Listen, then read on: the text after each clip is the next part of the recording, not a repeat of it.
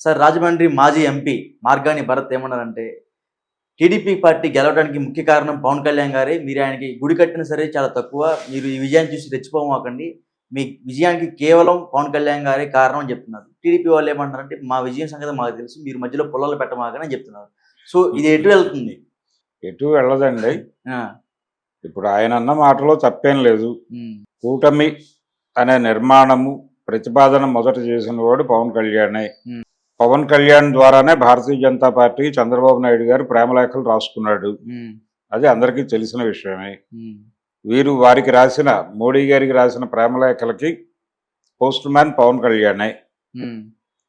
చివరికి వారు జైల్లో ఉండగా బీజేపీ ఆదేశానుసారము పవన్ కళ్యాణ్ వచ్చి మద్దతు ప్రకటించాడు. ఇది కూడా ప్రపంచానికి తెలుసు. బీజేపీ చంద్రబాబుతో పనుంది అనుకోవడం వల్లనే హ్మ్. కూటమి ఏర్పాటైంది తప్ప పవన్ కళ్యాణ్ కోరాడని కాదు. హ్మ్. పవన్ కళ్యాణ్తో ఆ కోరిక కోరించింది కూడా బీజేపీయే. హ్మ్. అదొక మాట ఉంటుంది మార్కెట్లో అని ఒక మాట అనిపించారు అతనితో. ఓకే. చంద్రబాబును కలిశాడు అతను పర్సనల్గా ఈ మాట అనడానికి ముందు. హ్మ్. ఆ కలయిక ప్రతిపాదన కూడా అక్కడి నుంచే వచ్చింది. హ్మ్. కాస్త చంద్రబాబును అప్పుడప్పుడు కలుస్తూ ఉండు సరదాగా. 2019 ఎన్నికల్లో ఆయన కమ్యూనిస్ట్ పార్టీలతో కలిసి వెళ్ళాడు ఎన్నికలకి. చంద్రబాబు మీద లోకేష్ మీద దారుణమైన ఆరోపణలు చేసి మరి హ్మ్. ఆ విషయాన్ని మర్చిపోకూడదు. జగన్ గెలవగానే ఎందుకు చంద్రబాబుకు దగ్గరయ్యాడు పవన్ కళ్యాణ్ హ్మ్. ఆటోమేటిక్గా? అంటే జగన్ ఏదో చేయాలని వీళ్ళిద్దరికి ఏమన్నా పాత తగాదాలు లేవు కదా, పొలం గట్టు తగాదాలు లేవు కదా. హ్మ్. పొలిటికల్ ప్రోగ్రామ్ ఉంది దానిలో. బీజేపీ వాళ్ళే బాబు పవన్ నువ్వు కొంచెం అతనికి దగ్గరగా వ్యవహరించు అన్నారు. ఆ విషయం అతనికి తెలుసు, హ్మ్. చంద్రబాబుకు కూడా తెలుసు. ఈ డ్రామా వారు నడుపుతున్నారు అని. చంద్రబాబు అరెస్టు అనేది అమిత్ షా బీజేపీ కోరుకుంది. హ్మ్. జగన్మోహన్ రెడ్డి నేను అరెస్ట్ చేయాలనుకుంటున్నాను అనే విషయాన్ని హోంమంత్రిత్వ శాఖకి విన్నవించుకున్నాడు. వెళ్ళన్నారు వాళ్ళు. ఏం పర్లేదు వెళ్ళు, నీ దగ్గర ప్రాపర్ సాక్ష్యాలు ఉంటే అడుగు ముందుకు పోయి ఏమీ కాదు అని చెప్పిన తర్వాతే అతను వెళ్ళి అరెస్ట్ చేశాడు. ఓకే. ఎందుకు ఆ మాట అన్నారు వాళ్ళు? అప్పటికి కూడా వాళ్ళు భవిష్యత్తులో మనం తెలుగుదేశంతో పొత్తు పెట్టుకోవాల్సిన అవసరం ఉంటే పెట్టుకుంటాము అని తెలుసు. హ్మ్. తెలిసినప్పటికీ ఎందుకు లోపలేసే ఏం పర్లేదని చెప్పాడు అమిత్ షా గారు. ఎందుకు చెప్పాడంటే చంద్రబాబు మీద కూడా ఒక కేసు ఉంటే మంచిది అని, మన కంట్రోల్లో ఉంటాడు హ్మ్. తల ఎగరేయకుండా. కాబట్టి మరక మంచిదే వేసేయి అని చెప్పారు. వేసాడు ఈయన. హ్మ్. వేసిన తర్వాత ఇమ్మీడియట్గా ఇండియా కూటమి అయిపోయింది. చంద్రబాబు నాయుడు మీద ఈ అరెస్టు జరిగింది కాబట్టి మనం చంద్రబాబుని మన ఫోల్డ్లోకి తెచ్చుకోవచ్చు కూటమిలోకి అని చెప్పి వాళ్ళు ఇమ్మీడియట్గా ఖండించారు. హ్మ్. రాహుల్ గాంధీ, కేజ్రీవాల్, మమతా బెనర్జీ మరొకళ్ళు గబగబా ఖండించేశారు. హ్మ్. ఈయన జైల్లోకి వెళ్ళాడు.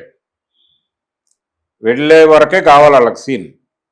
లాగ్ ఉండకూడదు. భారతీయ జనతా పార్టీ వాళ్ళు అద్భుతమైన ఎడిటర్. హ్మ్. చంద్రబాబు జైలుకి వెళ్ళగానే పవన్ కళ్యాణ్ ఓజీ షూటింగ్లో ఉన్నాడు.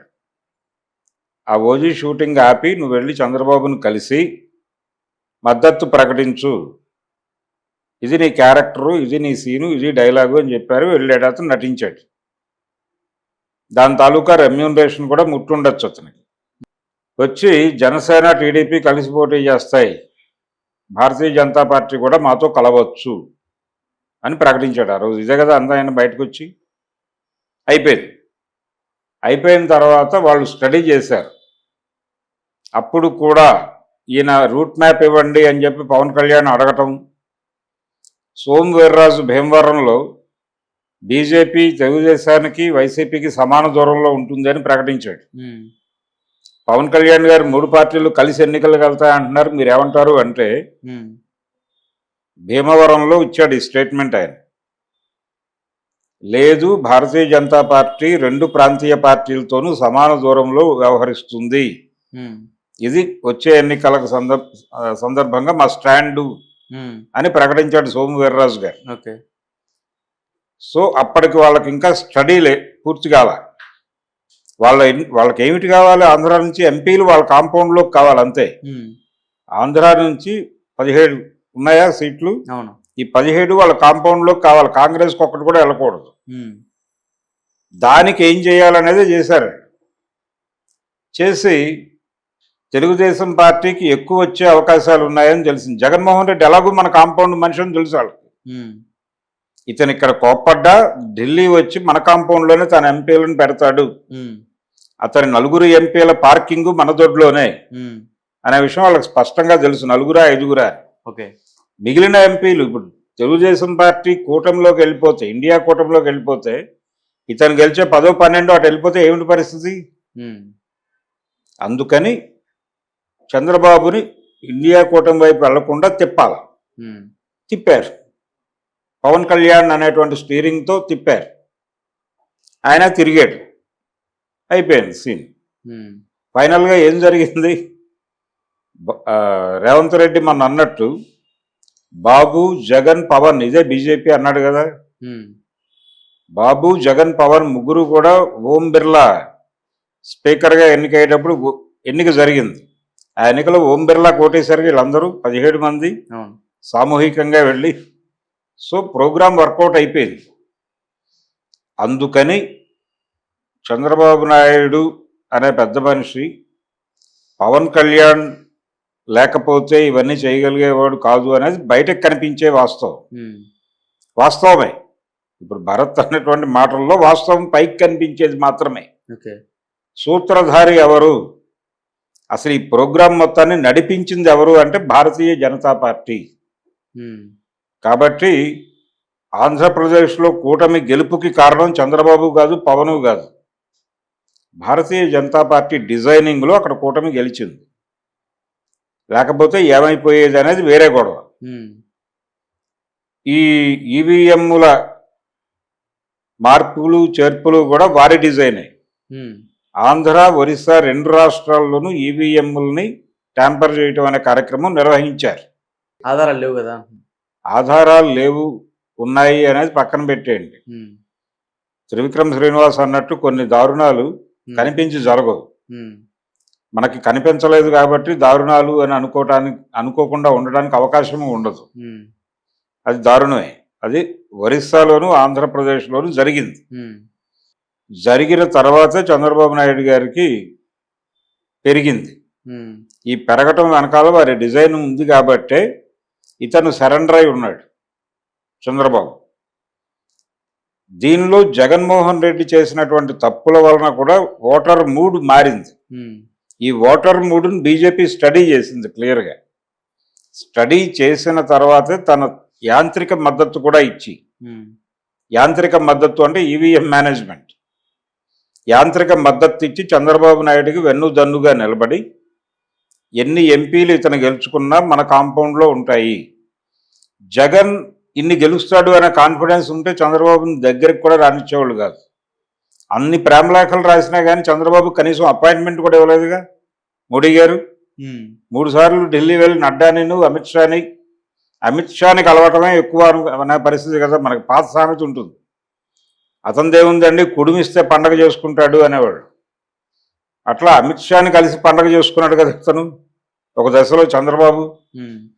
కాబట్టి ఈ మొత్తం వ్యూహరచన చేసింది భారతీయ జనతా పార్టీ. చంద్రబాబు ఈ రోజున ముఖ్యమంత్రి అవ్వటానికి కారణం కూడా భారతీయ జనతా పార్టీయే. ఇది కనిపించని వాస్తవం. కానీ ఈ మొత్తం కార్యక్రమంలో భారతీయ జనతా పార్టీ ఎవరిని టూల్గా వాడింది?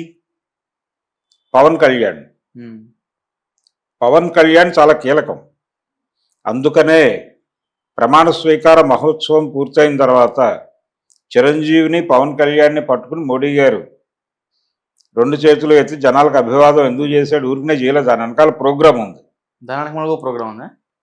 లేకుండా ఎందుకు చేస్తాడు? ఆయన కావన్నా పిచ్చా వెర్రే. ఆయన ఏం చెప్పదలుచుకున్నాడంటే ఆ అభివాదం ద్వారా మా భవిష్యత్తు కార్యక్రమం ఇది, చంద్రబాబు నాయుడు తల ఎగరేస్తే ఇమ్మీడియట్గా వారిని తప్పించి వీరిని ముందుకు తీసుకొచ్చి ముఖ్యమంత్రిని చేస్తాం మేము, అవసరమైతే జగన్మోహన్ రెడ్డితో మద్దతు ఇప్పిస్తాం పవన్ కళ్యాణ్. చంద్రబాబు తల ఎగరేస్తే తీసేయటానికి మాకు 2 కత్తులు ఉన్నాయి ఇక్కడ. పిచ్చి వేషాలు వేయొద్దు అని అతనికి వార్నింగ్. ఉమ్, ఆ అభివాదం వెనకాల స్టోరీ ఇది. సో ఆ లెవెల్ స్కెచ్లు వేస్తున్నారు వాళ్ళు. ఉమ్, అందుకని చంద్రబాబు నాయుడు ఏం మాట్లాడాలో ఎలా మాట్లాడాలో అర్థం కాక పవన్ కళ్యాణ్కి ఎక్కడ లేని ప్రాధాన్యత ఇస్తున్నాడు. ఉమ్, అతనికి చాలా స్పష్టంగా తెలుసు ఇతను భారతీయ జనతా పార్టీ తరఫున తనకి అందిన వార్నింగ్ కాల్గా ఆయన పవన్ కళ్యాణ్ని చూస్తున్నాడు. ఉమ్, నిన్న చివరికి అడ్వకేట్ జనరల్ పంపిణీ వ్యవహారంలో కూడా వాళ్ళ లీగల్ అడ్వైజర్ని తీసుకొచ్చి అతనికి పదవి ఇచ్చారుగా. అవును, జనసేన లీగల్ అడ్వైజర్ని పట్టుకొచ్చి 10 ఏళ్ళ నుంచి వాళ్ళంపటే ఉన్నాడు. ఉన్నాడు. ఉమ్, కానీ వీళ్ళకి ఇవ్వాల్సిన అవసరం ఏముంది? ఇవ్వకపోయినా అడిగేవాడేవాడు. ఉమ్, కానీ ఎక్కడ 2 పదవులు ఉన్నా అక్కడ జనసేనకు ఒక పదవి ఇవ్వాలనే పద్ధతిని పాటిస్తున్నాడు చంద్రబాబు. ఉమ్, ఇంత పద్ధతిగా ఎందుకు? గతంలో లెఫ్ట్తో ఉన్నాడే, అవును, అప్పుడు వాళ్ళకేమీ ఇవ్వలేదుగా ఇలాంటివి. ఇప్పుడు ఎందుకు పవన్ కళ్యాణ్కి ఇంత ప్రాధాన్యత ఇస్తున్నాడు ఉమ్, అంటే పవన్ కళ్యాణ్గా మాత్రమే చూడకూడదు. పవన్ కళ్యాణ్ అనే మనిషి వెనకాల మోడీ అనేటువంటి ఇంకొక వెపన్ ఉంది. వెపన్ ఉంది కాబట్టి మోడీ చేతిలో ఆయుధం ఇతను. ఉమ్, అందుకని మనం ఒళ్ళు దగ్గర పెట్టుకుని ఉండాలి. పవన్ కళ్యాణ్తో చాలామంది అంటే ఇప్పుడు తెలుగుదేశం వాళ్ళు అన్నారు కదా భరత్ స్టేట్మెంట్ మీద మాకు పుల్లలు పెట్టే ప్రయత్నం చేయకండి. ఉమ్, చాలామంది మాటలు మాట్లాడుతున్నారు. అంటే పవన్ కళ్యాణ్ని చంద్రబాబుని విడదీయటానికి వైఎస్ఆర్సీపీ కుట్రలు పన్నుతోంది అని. ఉమ్, వీళ్ళు కుట్రలు పన్నినంత మాత్రాన వాళ్ళు విడిపోరు. ఎప్పుడు విడిపోతారంటే ఢిల్లీలో నరేంద్ర మోడీ గారు లేకపోతే భారతీయ జనతా పార్టీ నాయకత్వం పవన్ కళ్యాణ్ చంద్రబాబుతో ఉండటం సరికాదు అనుకున్నప్పుడు పవన్ కళ్యాణ్ తెలుగుదేశం కూటమితో విడిపోతాడు. ఉమ్, అప్పటి వరకు ఖచ్చితంగా కలిసి ఉంటాడు. ఏం జరిగినా కలిసి ఉంటాడు. ఉమ్, కాబట్టి వాళ్ళిద్దరి మధ్య పుల్లలు పెట్టడం అనేది వైఎస్ఆర్సీపీ వల్ల అయ్యే పని కాదు. ఓకే, వాళ్ళిద్దరూ కలిసి ఉండాలని భారతీయ జనతా పార్టీ ఎంతకాలం అనుకుంటుందో అంతకాలం కలిసి కాపురం చేస్తారు. ఈ కాపురం అనవసరం అని భారతీయ జనతా పార్టీ అనుకుంటే పవన్ కళ్యాణ్ వచ్చేసి బీజేపీతో టైఅప్ అయిపోయి ముఖ్యమంత్రి అయిపోయినా అయిపోతాడు. ఉమ్, దానికి చిరంజీవి మద్దతు ఉంటుంది. ఉమ్, అదే ఆ అభివాదం వెనకాల ఉన్న స్టోరీ. ఓకే, అందుకని ఇవన్నీ ఏమిటంటే ఎవరికి వారు వారి వారి ప్రయోజనాల కోసం. ఇప్పుడు అతను అన్నది ఏంటి? భరత్ అన్నది ఉమ్, కూటమి గెలుపుకు పవన్ కళ్యాణే కీలకం. పవన్ కళ్యాణ్ లేకపోతే ఇది అయ్యేది కాదు అనేది బయటకు కనిపించే వాస్తవం. అవును, లోపల వాస్తవం వేరు. నేను చెప్పాను స్పష్టంగా. ఉమ్, ఈ మొత్తం నాటకం మహాభారతంలో శ్రీకృష్ణుడు ఎలాగైతే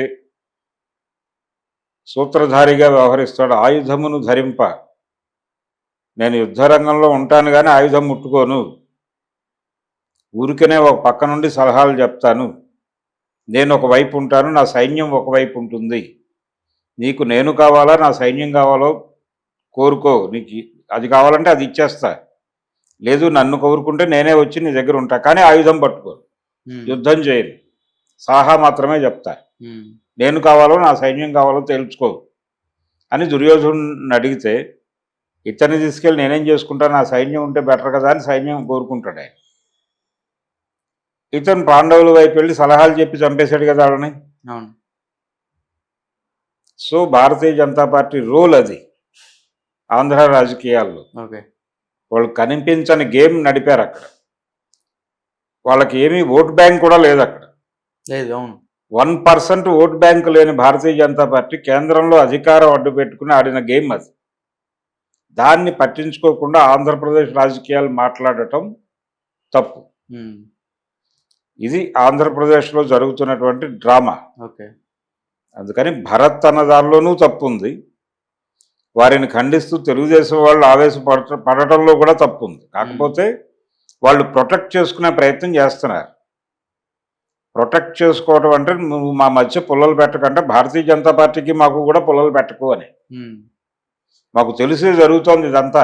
ఉమ్, మేము ఈ గేమ్లో భాగంగా ఉన్నప్పటికీ ఉండటం వల్లనే మేము అధికారం అనుభవిస్తున్నాం. మీరు అలా ఉండలేకపోయారు కాబట్టి ప్రతిపక్షంలో ఉన్నారు. కాబట్టి మీరు మా మీద పడి ఏడవకండి, మా జీవితాలు నాశనం చేయకండి అన్నట్టుగానే అర్థం చేసుకోవాలి. ఓకే. భరత్ కూడా పవన్ కళ్యాణ్ని భారతీయ జనతా పార్టీని నేరుగా టార్గెట్ చేసే పరిస్థితి వాళ్ళకి లేదు కాబట్టి పవన్ కళ్యాణ్ గురించి మాట్లాడితే ఎవరికి ప్రపంచానికి అభ్యంతరం లేదు. అందుకని పవన్ కళ్యాణ్ని అడ్డం పెట్టుకుని చంద్రబాబుని తిట్టే ప్రయత్నం చేశారు.